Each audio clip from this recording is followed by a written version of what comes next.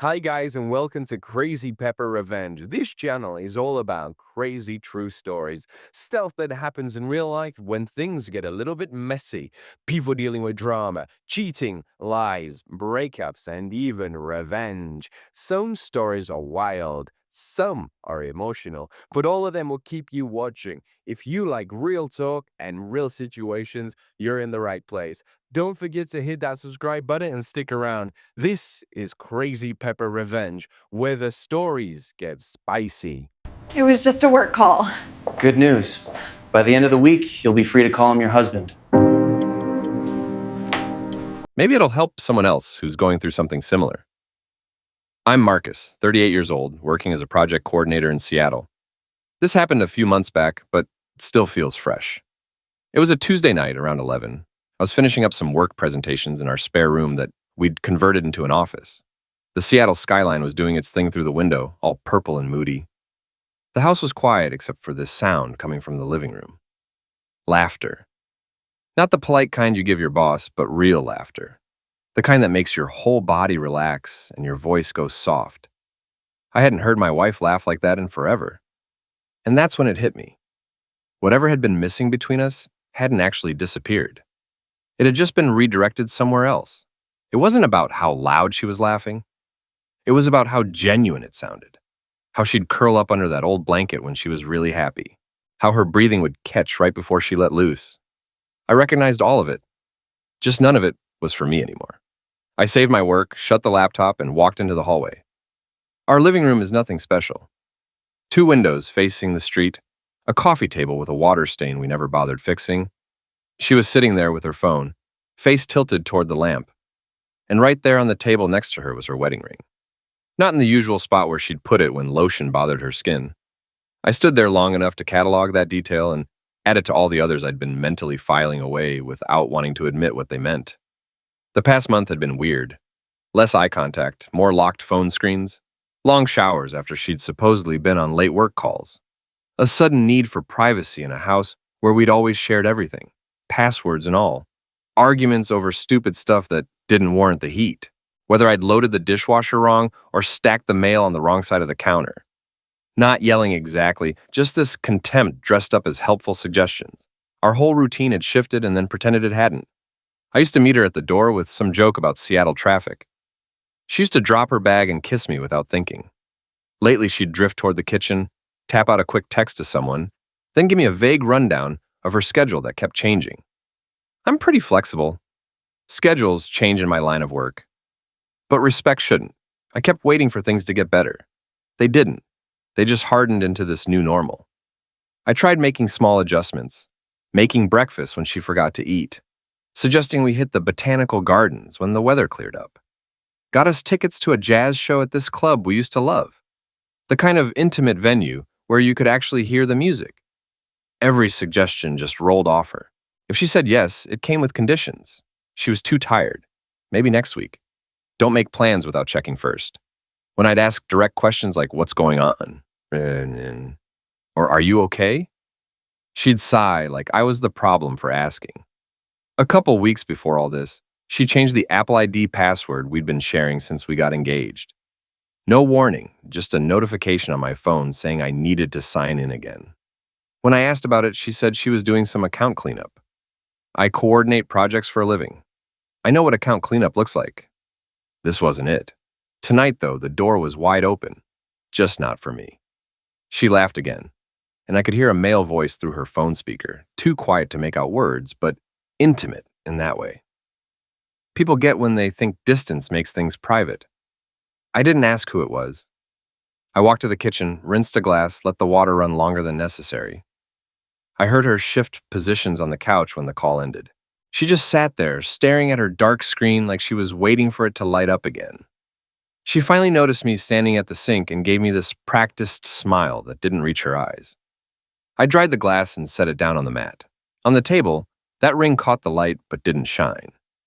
There's this particular kind of calm that shows up after months of chaos. Things line up in your head, and you finally see the pattern you've been pretending isn't there. I wasn't jealous. I was just done lying to myself about what we'd become. You can call it stress. You can call it a rough patch. You can say someone needs space, but eventually you have to call it what it is, a choice with a prettier name. She started doing that careful dance, treating me like I might explode. Long day? Little smile. She went to slip the ring back on, then thought better of it and tucked her hand under her leg instead.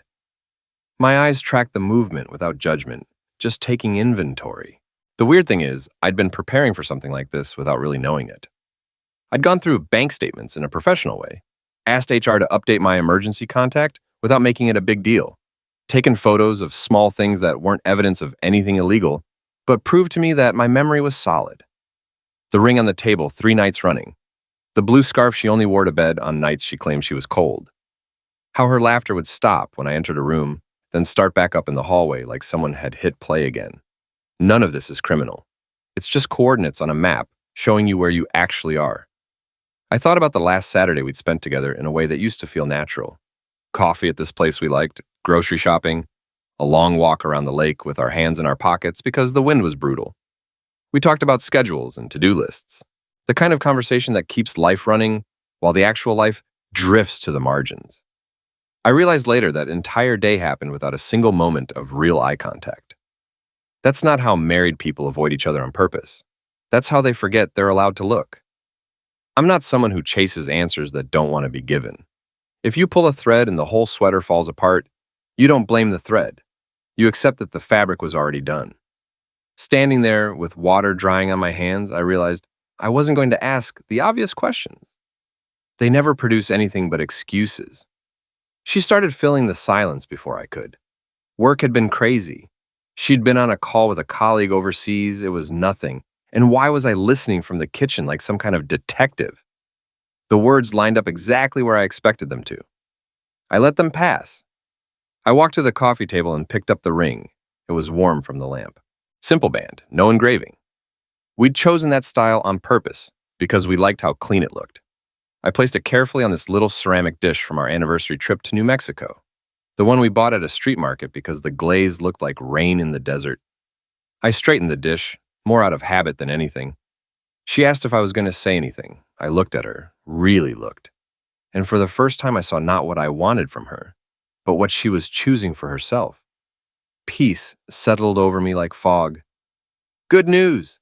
By the end of the week, you'll be free to call him your husband. Her face went white so fast I could literally see the blood drain away. The phone that had been practically grafted to her hand for months suddenly looked heavy. She reached for the ring, then pulled back like it had burned her. I didn't add anything. There was nothing to negotiate. The decision was a boundary with a timeline. The house stayed quiet, just the refrigerator cycling on and this slight tremor in her breathing that wasn't laughter anymore. Her mouth opened and closed twice before she found words. That's not funny. They came out thin, stretched too far. She glanced at the ceramic dish, at the ring, at me, trying to figure out which problem to fix first. It was a work call, she said, building the story as she went. He's in London. Different time zone. We were just unwinding after a presentation. The rhythm was familiar. The confident start, the explanation, the soft landing. I let it pass me like traffic I had no intention of merging into. She looked for a smile and couldn't find one.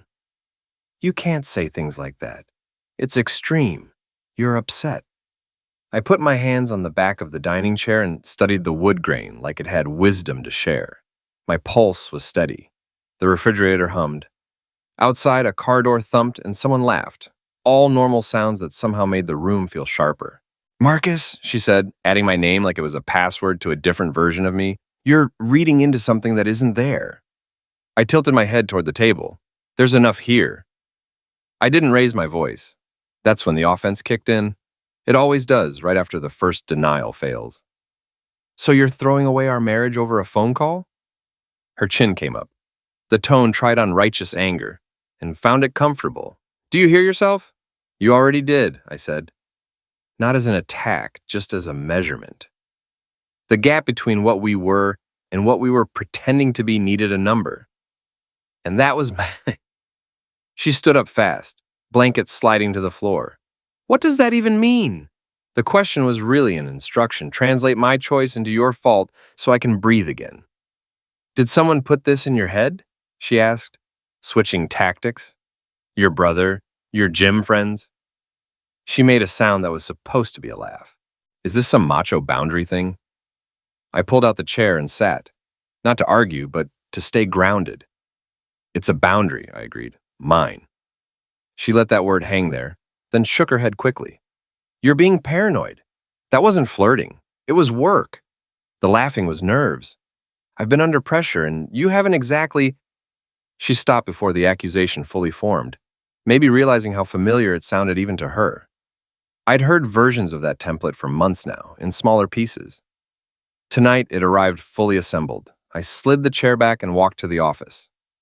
Not fast, just changing rooms. I could feel her following a few steps behind, hovering in the doorway, waiting for permission to enter. I wasn't offering any. I opened my laptop but didn't turn it on. I straightened some papers, lined up a notebook with the desk edge, uncapped a pen, and capped it again. None of it necessary, all of it intentional.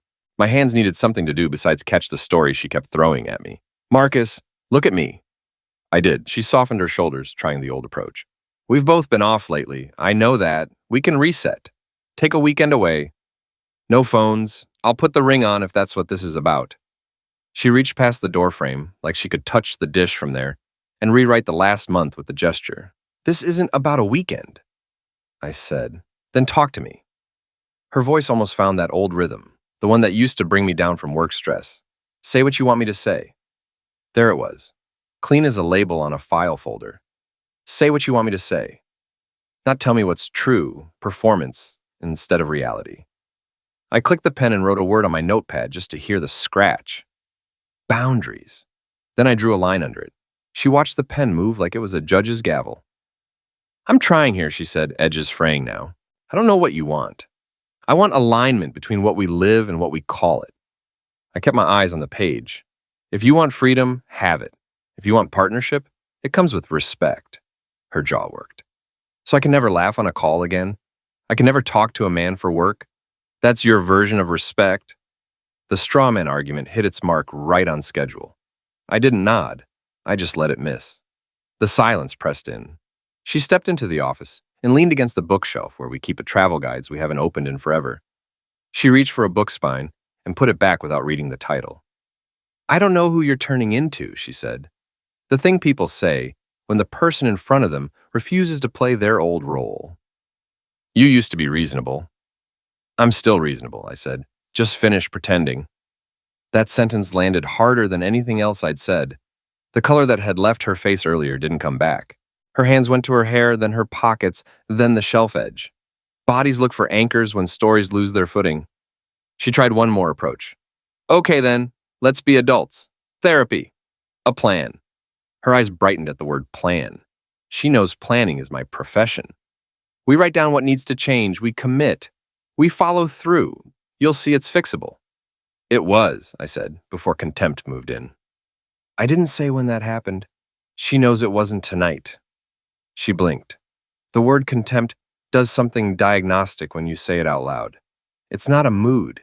It's a status report. She tried to argue the terminology. You're being dramatic. I was stressed. I've been carrying so much. I turned my notepad toward me and wrote 2 short columns. What I control, what I don't. Under the first, I wrote my wallet, my time, my attention, my name on anything. Under the second, her story, her need for audience, her ring. You're humiliating me, she said suddenly, the word appearing because the old ones weren't working. You're humiliating me in our home. I'm not posting anything, I said. I'm not calling anyone. I'm telling the truth at normal volume. She laughed once, a hard exhale with no humor. Normal volume. God, you sound like you're running a meeting. The insult was small, familiar, safe. If she could shrink me back into a role, project guy with his spreadsheets, she wouldn't have to meet me where I was actually standing. Her phone lit up with a notification. We both looked toward the doorway. She didn't move to check it. The open floor plan made the separation feel like a choice. I need some air, she announced, narrating like that made it noble. She walked to the door, slipped on boots without socks, and stepped onto the porch. Cold air rushed in, then the door clicked shut. I stayed at the desk and let my eyes rest on the word I'd written.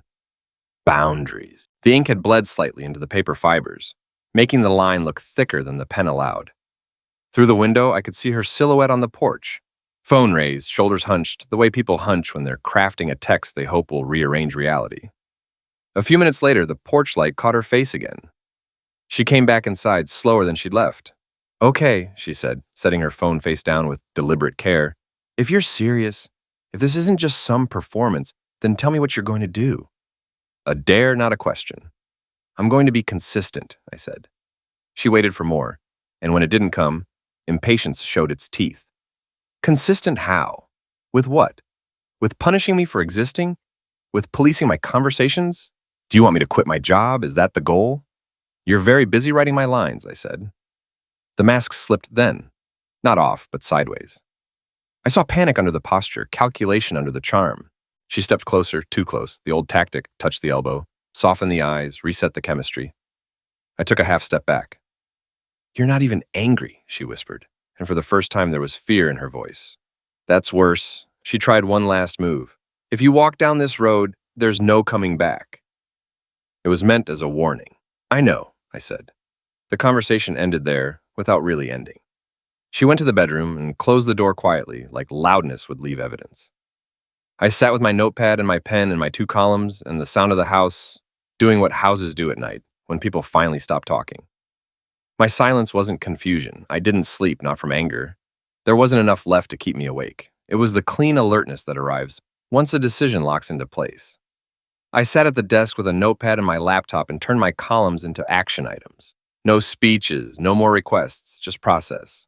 At 11:47, I drafted an email to a law firm I'd bookmarked months ago without admitting why. Bradley and Walsh. Family law. Quiet reputation for being efficient rather than theatrical. Initial consultation. Dissolution. I kept the message simple. Married 8 years, no kids, joint property, possible concerns about where time and attention had gone, desire for clean split with clear boundaries. I attached nothing and promised nothing.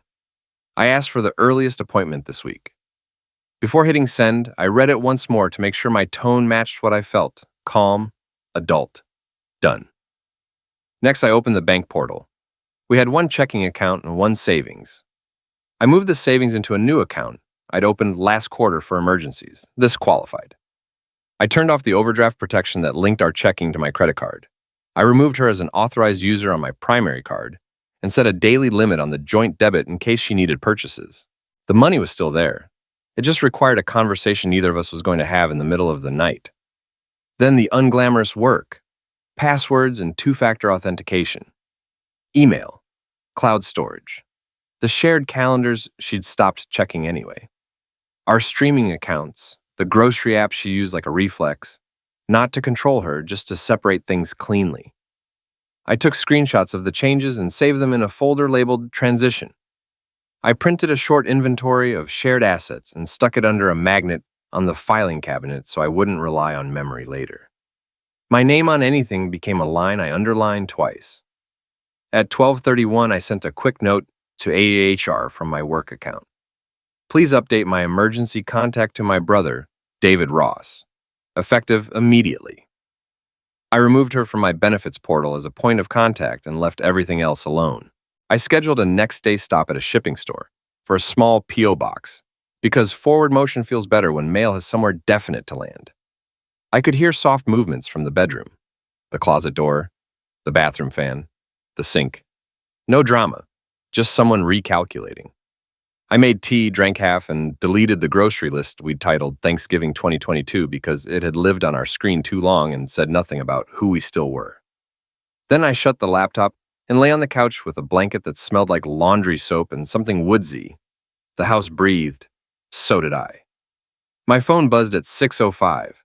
The firm's intake coordinator. Efficient as advertised. Consultation available Thursday at 9:30. Attorney K. Walsh. Please reply Y to confirm. I typed Y, then added a line. I prefer no phone calls at the house. Email is best. 10 minutes later, I had a calendar invite and a brief intake form. I filled it out with exact dates, addresses, income ranges, mortgage balance, vehicles, no kids. Under primary concern, I wrote, respect cannot be negotiated. I hit submit and felt the first piece of a new life lock into place. By 7:40, I'd moved laundry from washer to dryer, fed the neighbor's cat we were watching, and made eggs. She came out in a robe, face composed but pale around the mouth, and stopped when she saw me at the stove. For a second, we looked like a commercial. Warm light, 2 plates, steam. Then the details came into focus and broke the picture. "I have a call at 8, she said, voice carefully even. "And then at 9:30, can we talk at lunch?" "Lawyer at 9:30 on Thursday," I said, not going for effect, just giving the schedule. She blinked. "A lawyer?" "Yes." She swallowed the rest, maybe realizing the word divorce would taste like admitting something. "You already, okay."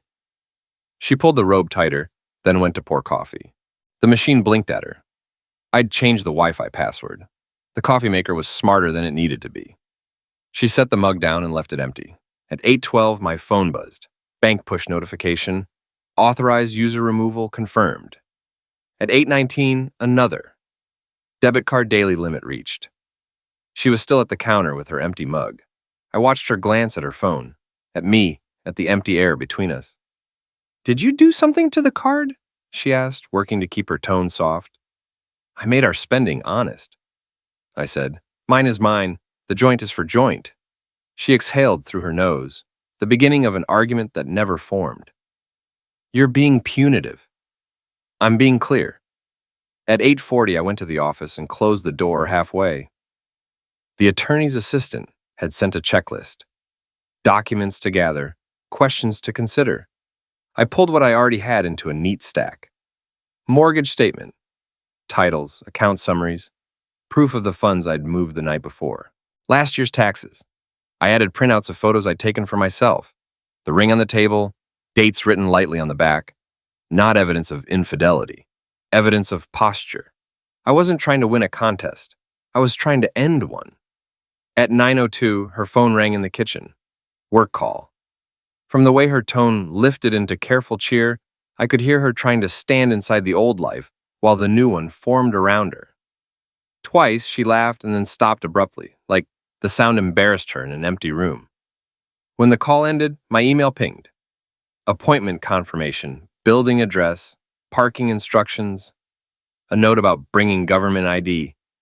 Logistics, the language I trust. At 10:15, text from the bank. Streaming autopay canceled. She noticed immediately. "Why can't I log into Netflix?" she called, halfway between casual and cornered. "Because it's mine," I said, "and I'm done renting my comfort to someone who's not using it with me." She stepped to the office doorway and leaned on the frame. "This is petty.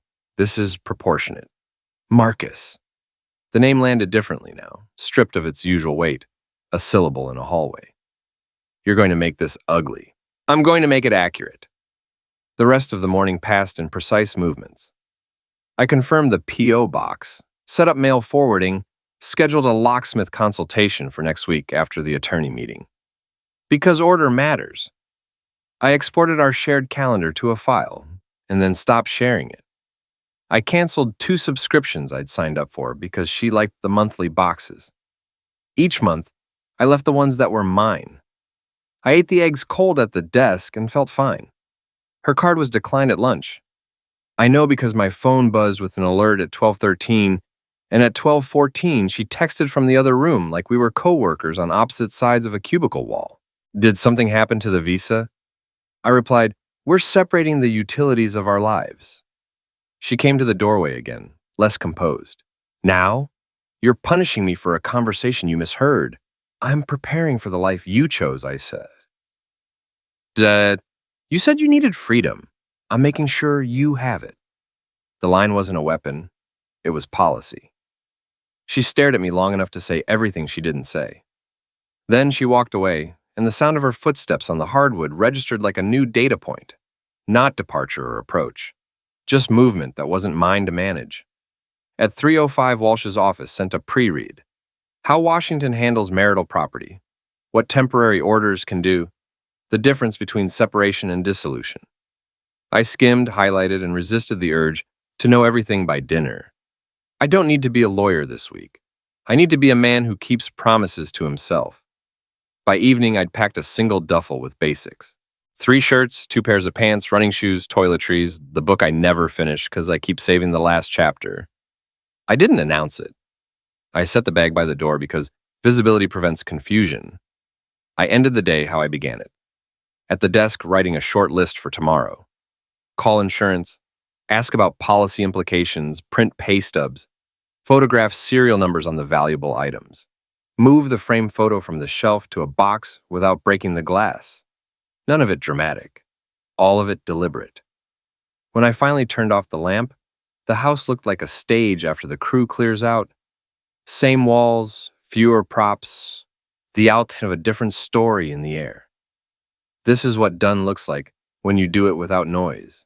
Emails sent, cards turned off, meetings scheduled, a bag by the door, and a man who has stopped negotiating with a version of himself that's already gone. The first consequence wasn't loud, it was breakfast. She stood at the counter with that empty mug, like the machine might forgive the new password if she stared long enough. When it didn't, she set the cup down, adjusted her robe belt, and tried a new approach. She asked how I could do this to someone I vowed to protect. She said it softly, like a prayer with an accusation inside. I rinsed my plate, dried it, put it back where it belongs. Protection and permission are different things. I didn't say it out loud. The room already knew. By noon, the story had its first audience. I heard her on the phone in the bedroom, voice lowered to that register you use when you need support before presenting facts. He's acting like a stranger. I could hear the small gasp on the other end. Her mother probably, or the friend who always says poor baby before asking what happened. She left out the ring on the dish. She left out the laughter that didn't belong to us. When my name reached the end of that sentence, I opened the office window and let the cold winter air in. A house can tell the truth if you give it circulation. Guilt didn't work, so she tried reason. We could pause the lawyer. We could negotiate a truce. She floated words like cooling off period and reset in separate bedrooms to recalibrate. She even offered to change her number, like swapping SIM cards could fix respect. I kept my voice at the same temperature. The call is scheduled for Thursday. My tone wasn't stubborn, it was finished. That night she pivoted to charm, a move I'd seen disarm men across entire rooms. Dinner appeared, her choice not mine. Salmon with lemon, a salad she used to make when we were still learning each other's preferences. She put on the sweater I'd bought in New Mexico and the first perfume I ever noticed on her. The kitchen lights were softer than usual. She stood close enough that fabric brushed my sleeve when she reached for the pepper. I stepped back an inch. Not dramatic, just honest. "You're punishing me," she said, and the words slid across the counter like a glass someone let go of. I shook my head. "I'm refusing to be negotiated with by atmosphere." The line earned me a laugh without humor. She set the pepper down and the sweater stopped moving. Later, she tried heat instead of charm. She came to the couch with the blanket from the living room, sat so our knees touched, and put her hand on my forearm like she was checking a pulse. "We could still fix this," she whispered. "There's nothing to fix," I said. "There's only naming and acting." Her hand stayed on my arm, another full breath. And then it didn't. The man on the phone revealed himself the next day by not showing up. Not at the house. He was never going to do that. But in the silence where his name usually pinged her screen. 2 hours. 4.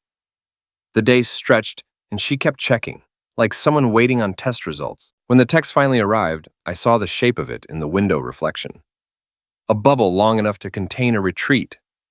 He had a partner or an image to manage, or a story about boundaries of his own. When fantasy hardens into paperwork, some people remember their morals. The sound she made after reading it wasn't crying, it was recognition without a script. By evening, the group chat we never talk about had gone from fireworks to gray dots. She paced, while responses arrived in little bursts. One friend chose outrage on her behalf and wrote a paragraph about men in power and financial control. Another sent a heart and the words, "Here if you need me," which is what actual help looks like before it shows up. The third asked a question that cracked the surface. "Why was your ring off?" She put her phone face down and went very still. She threw a small accusation at me that night, called me cold in a voice that wanted me to be hot. I shrugged. Cold is what water feels like when you stop boiling it for someone who won't drink it. We went to bed early in silence that had weight. She slept on her side of the mattress, with the blanket tucked tight under her chin, like a child practicing safety. I slept on the couch because that's where my body fit the truth. Thursday carried its own weight. The attorney call was exactly what it should be: factual, restrained, the kind of conversation that has structure even when your life doesn't. She asked good questions and didn't pretend to be moved by anything but numbers and law. I liked her immediately. When we hung up, I sent a quick email summarizing my priorities and bullet points and put my phone face down without an audience to convince. She tried blame. If you had paid more attention, if you hadn't been so predictable, if you'd surprised me more. It was like listening to a weather report that made the rain your fault because you forgot an umbrella. I nodded once, inventory again, and then I said the thing that moved us both forward. You're asking me to agree that my steadiness caused your choices. I won't. By late afternoon, she tried panic disguised as pragmatism. Maybe we should freeze the accounts. Maybe we should sell the house fast. I told her my plan in one sentence. I'll be out tomorrow. The rest can be handled with signatures. The last mask slipped Thursday night around 10. She stood in the doorway of the office with bare feet and no armor. I don't want to be alone, she said. For the first time all week, I felt something like grief. Not for our marriage as it was, but for how we'd learned to ask for the wrong things. I told her the truth I could offer. You won't be. You have friends who will hold you up. You have work. You have yourself. She looked at me like I'd missed the point. Maybe I had. Maybe the point was that I'd become the furniture that kept the room from echoing. The furniture was leaving. I packed the last box in silence because sentences would have made it sentimental, and sentiment belonged to a life we'd already set down. I labeled boxes by room and by weight because that's how you avoid hurting your back. I left the plant she loves in the espresso machine because they're hers in every way that matters. I took the cast iron skillet because I bought it before her and because I like how it remembers heat. When I zipped the bag, she watched like I was sealing something that could maybe still be opened. I checked the windows, turned off the kitchen light, and looked at the little ceramic dish one more time. The ring sat where I'd placed it days ago, still there, out of story. Her last attempt arrived as I put my hand on the doorknob. I could fix this if you told me how, she said. And there was no pride left in the sentence, just a person asking for a map. I turned and gave her the only direction I had. Start by telling the truth to yourself at normal volume. She closed her eyes like that made wind across her face. The consequences weren't cruel, they were clean, no scenes. Her guilt had nowhere to dock. Her charm had nowhere to land. Her panic had no lever to pull. The man she'd used for laughter faded when the bill came due. The people who love her started asking fuller questions. The house, relieved of pretending, fell quiet in a way that sounded like respect. And me? I became unreachable because I cared enough to stop. Friday started with weather that didn't pick a side. Thin sun on cold sidewalks, the kind of light that makes everything look honest. I loaded the last boxes into my car and locked the door behind me, leaving the key on the little hook next to the thermostat where we always kept it. No note. The house knew. I drove to a short-term apartment near Green Lake with 2 rooms and a view of parking lots and distant water. The lease was month to month. The feeling wasn't temporary. I unpacked the way I build a presentation. Order first, polish later. Clothes in the closet, toiletries lined up, the skillet in a drawer too shallow for it. I set the notepad on the counter and wrote a list I could finish in a day. Utilities, forwarding, renter's insurance, change of address. Then I crossed them off one by one. Completion is oxygen. Her texts arrived in clusters. First at 10:13. We need to talk. Then at noon, can you please call? 2:05, I'll change my number. I'll quit the account. We can start fresh. 2:05 again. I'm scared. I answered once because clarity is cleaner in writing. All future communication through counsel. She read it. Typed, stopped, typed again. Sent a single period, like the end of a sentence she didn't want to write. Walsh sent draft language for temporary orders. I read it twice, corrected nothing, signed. The document felt like a building permit.